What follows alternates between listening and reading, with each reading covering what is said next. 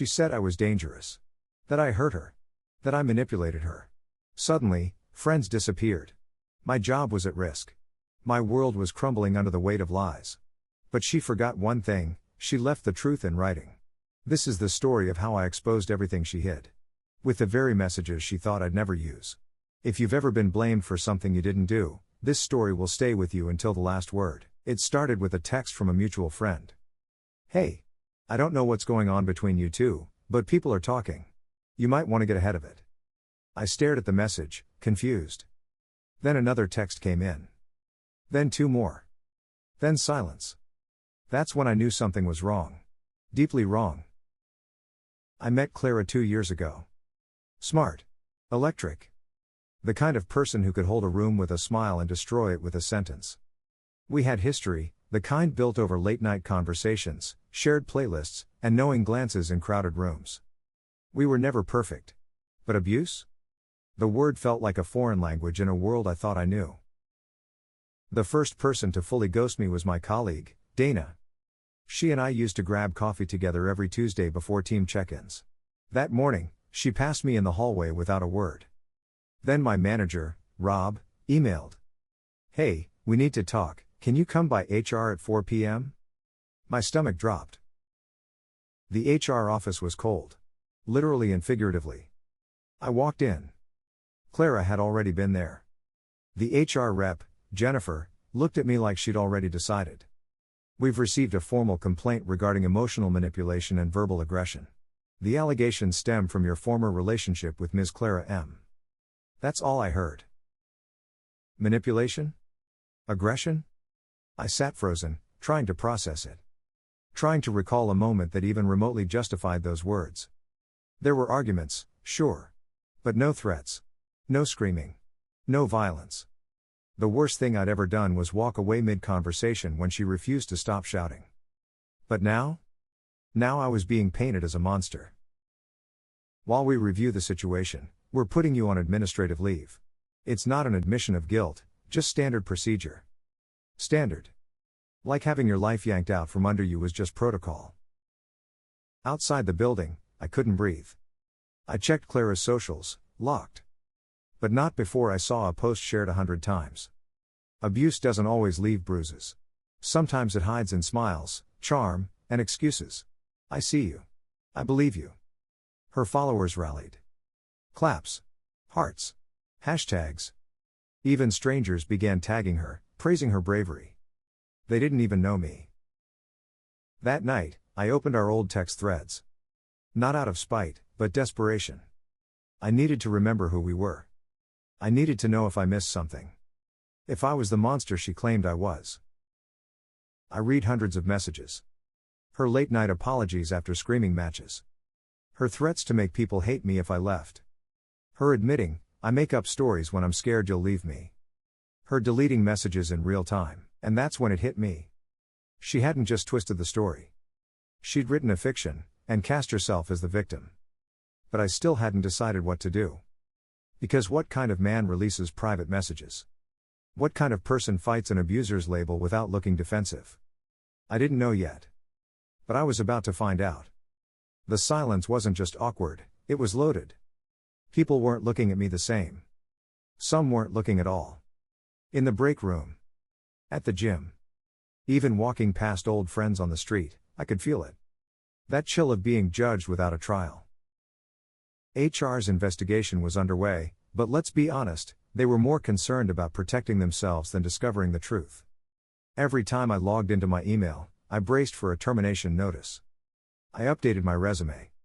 I told my landlord I might need a month-to-month extension just in case. Meanwhile, Clara kept posting. Healing isn't linear. To anyone dealing with a narcissist, stay strong. I'm finally free. Each post was vague. Carefully worded. No names. But everyone knew. She made sure of that. My phone became a minefield. Old college friend. "Hey man, I heard what's going on. Just wanted to say. I hope you get the help you need." An ex-teammate. "If you did what she said, don't even bother replying." My own cousin. "Honestly, you always seemed off. Guess I was right." I stopped leaving the apartment unless absolutely necessary. At the grocery store, someone whispered my name and pointed. I didn't imagine it. I wasn't being paranoid. The fallout wasn't just social, it was existential. But something shifted about a week in. I got an email from someone I hadn't spoken to in months, Lena, a mutual friend. She wrote, "I don't know who to believe. But I've seen Clara lie before, big lies. If you need help, I'm here. Just say the word." It wasn't vindication. But it was a crack in the wall. That night, I opened the screenshots again. I labeled each one. Gaslighting. Emotional manipulation. Apologies after aggression. I'll ruin you threats. Conversations where she admitted she was afraid I'd leave, so she picked fights. I wasn't preparing for war. I was documenting my defense. And in doing that, I realized something important. Clara had started the fire. But she didn't expect I'd still have the receipts. Still, I wasn't ready to release anything. Not yet. Because once the truth came out, there was no going back. Every time I opened my phone, it felt like touching fire. Notifications weren't just messages, they were landmines. Someone I hadn't heard from in years would suddenly remember something about me. A classmate I barely knew would post vague supportive quotes tagged with Clara's story. Online, she was gaining traction. Offline, I was eroding. I avoided mirrors. I slept in clothes I hadn't changed for days. Food didn't taste like anything anymore. It was survival on autopilot. But one night, I had enough. I opened my laptop and pulled up our chat history. Not just messages. Voice notes. Photos. Video calls. Screenshots from years ago when she begged me to stay, even while threatening herself if I left. I was being haunted by a digital ghost. But it wasn't mine. It was hers. It was all there, time-stamped, archived, synced across devices I forgot I even owned. She didn't expect I'd keep them. No one does. But I did. Because I don't delete pain. I learned from it. That night, I organized everything. A folder called "In Case I'm Ever Painted as the Villain." Inside it? Her admitting to lying to her therapist about me. Her texting "I love fighting, it's the only time you react." A voice note where she apologizes for throwing my phone across the room. Her warning, "If you leave, I'll make sure you regret it." I sat in front of my screen for hours, labeling everything, trying to breathe. I wasn't just gathering evidence. I was remembering who I was, and what I wasn't. I sent a test file to Lena. I just wrote, "Tell me if I'm crazy." She replied in 20 minutes. "Oh my God. Mason. This changes everything." Then the phone rang.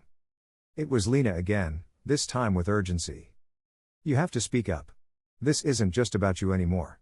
What if she does this to someone else?" Her words sat heavy. I hadn't thought that far ahead. Because up until now, it was just about surviving. But maybe survival wasn't enough anymore. Maybe it was time to respond. I never thought screenshots would feel like weapons. But that's exactly what they became, not tools of revenge, but of resurrection. My resurrection. Because every image, every time-stamped apology, every emotionally manipulative message Clara sent, it wasn't just data. It was a story. My story. One she never expected me to fight for. I called in a favor. Jake, a friend from college, now worked in digital forensics. He helped me organize the files so that no one could accuse me of editing or manipulating them. "This is airtight," he said. And honestly, it's terrifying how much she incriminated herself. I didn't want to go nuclear. But Clara kept pushing. She hinted at new accusations on social media. She dropped suggestive lines like, "You'll never heal from someone who doesn't think they hurt you." And people were still eating it up. Meanwhile, HR was reviewing. Which meant stalling. Every day off work was another hit to my income, my reputation, my sense of self. So I made a decision. Not to humiliate her. Not to get followers or clout. But to defend myself. Publicly. Finally. I created a secure Google Drive folder. I titled it "Context Matters, the Full Story." It contained 73 screenshots, 5 voice notes, 2 screen recordings, a written timeline of events with dates. At the top of the folder, I wrote, I stayed quiet out of respect. But silence has cost me my job, my friends, and my peace. These are the original, unedited conversations between myself and Clara M. I'll let you decide who the abuser really was. I didn't blast it out on socials. I sent it to 3 people. Just 3. One of them, I didn't even realize, was a blogger who had followed both me and Clara since college. By the next morning, the screenshots were everywhere. Clara's words. Her manipulation. Her admissions. Her threats. And just like that, the tide shifted. People started questioning. Comment sections filled with wait, what? Even some of her closest defenders deleted their posts or changed their tone to neutral. She didn't post for 2 days. Then she came back with a note. Some things are better left in the past. We're all healing in our own way. But it was too late. Because the truth wasn't a trend. It was proof. And I wasn't the villain anymore. They say everyone has a breaking point. Turns out mine was being called a monster, and having to apologize for breathing. But Clara? She had a breaking point too. And she was getting closer to it by the hour. Once the screenshots started circulating, the silence that followed wasn't peaceful, it was loud. People were talking. They weren't just whispering anymore. They were posting, sharing, and calling her out. And still, she tried to spin it. A carefully worded note on Instagram appeared. I never meant to hurt anyone. I was just speaking my truth. If others interpret it differently, I can't control that. She was trying to detach from her own words. As if interpretation could excuse admitting to gaslighting, manipulation, and threats. Then came the message. Direct. From her. No subject line. No apology. Just. You had no right. You took everything from me. I stared at it. I took everything? No mention of what she had taken. Not my job. Not my reputation. Not my friends. Just her victimhood, slipping through her fingers. And that's when I realized. She wasn't sorry for what she did. She was sorry she got caught. What came next was her final push. A new post. One that crossed every boundary. Some people are so good at pretending, even they believe they're innocent. But don't forget, screenshots can be faked. It was a direct attack. On my proof. On my credibility. And it worked, for a moment. Some people wanted to believe her. They said, maybe both were toxic. They said, this feels messy on both sides. But I didn't come this far to be painted as just as bad. So I went further. I uploaded video proof. A screen recording showing the original message thread, live inside the app. No edits. No manipulation. Just raw truth. Clicking, scrolling, reading in real time. And then I uploaded a message from her where she wrote. Delete that screenshot. I wasn't thinking straight. If you show it to anyone, I'll say it's fake. She wrote it. She sent it. And now everyone saw it. That was her one push too far. Because after that, she didn't post again for a long, long time. I didn't expect to trend. I didn't want to go viral. But the truth? The truth doesn't need permission. After the video proof dropped, people started choosing sides, loudly. What once was a trickle of support turned into a wave. Comments flooded in. This is chilling. Thank you for speaking up. I believed her. I'm sorry. This is exactly why we need evidence. You saved yourself. It was bittersweet. Because for every message of support, there was another wave of exhaustion, of reliving every moment just to prove I didn't deserve to be destroyed.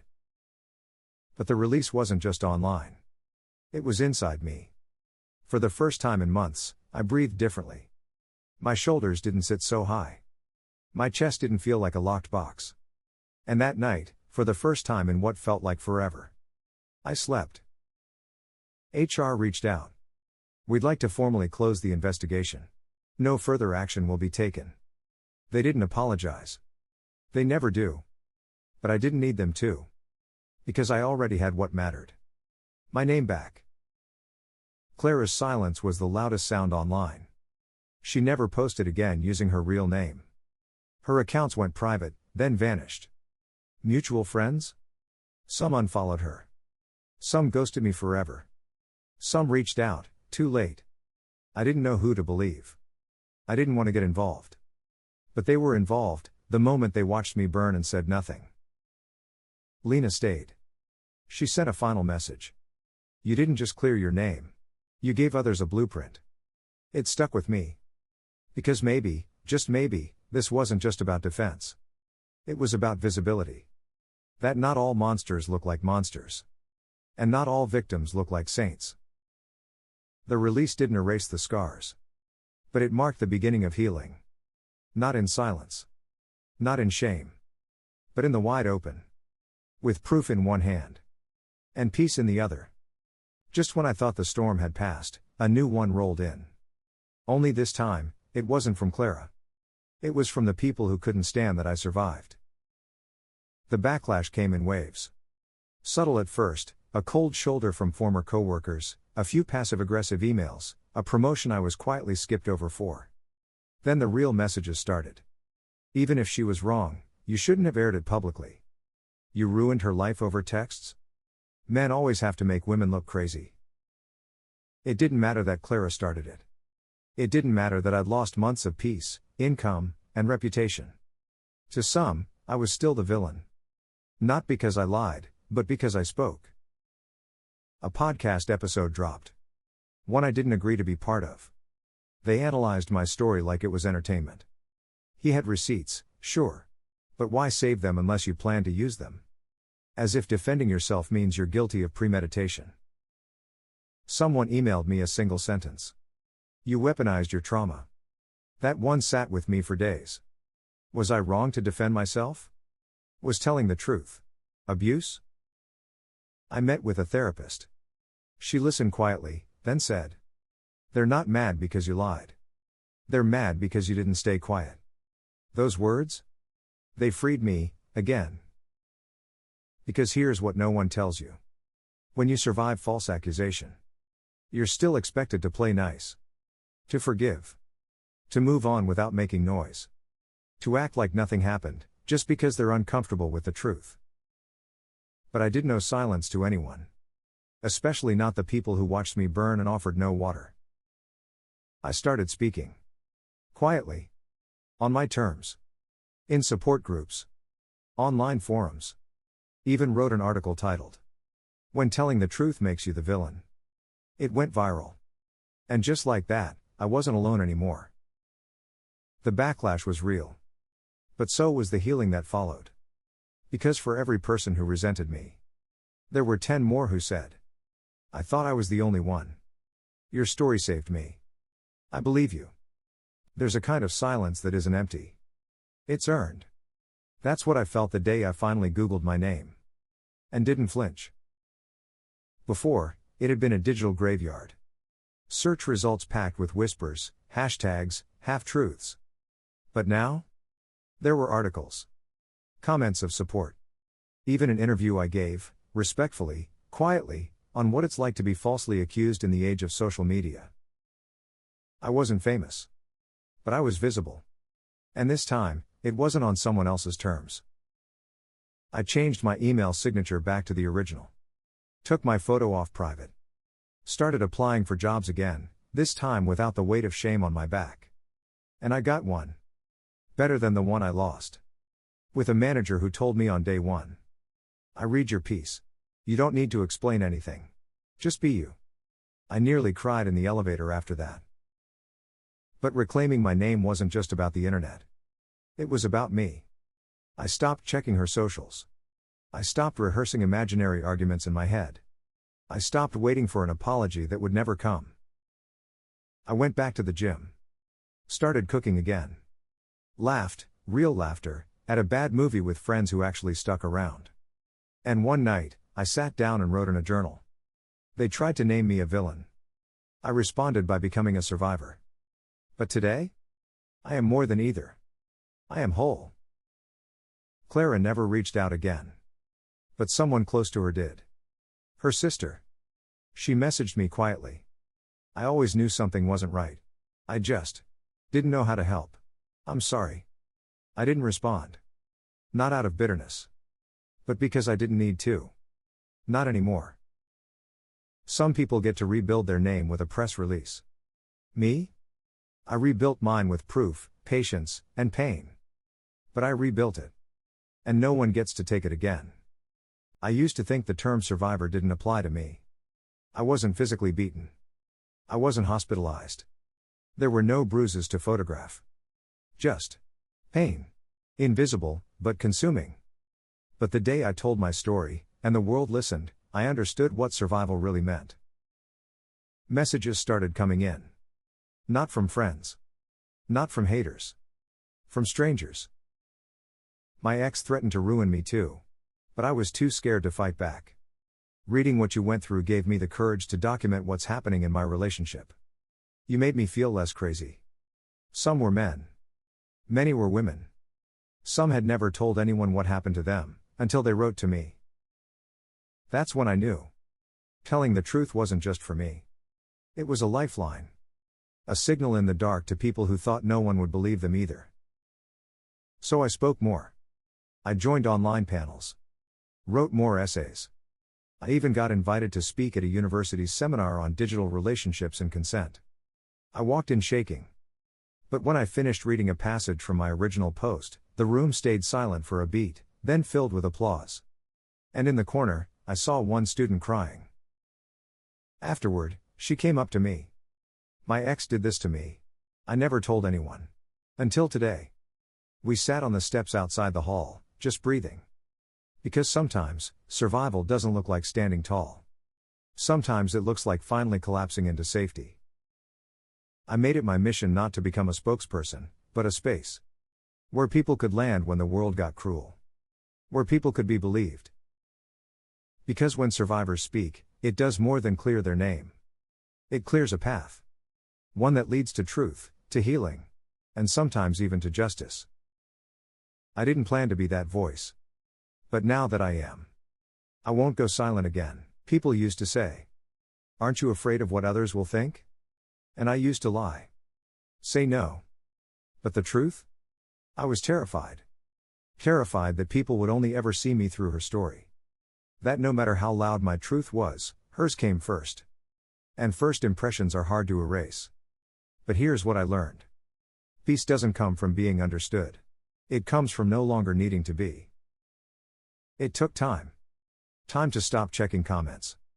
Time to stop writing replies in my head I'd never send. Time to accept that some people would always believe her, no matter what proof I had. And that was okay. Because peace isn't about control.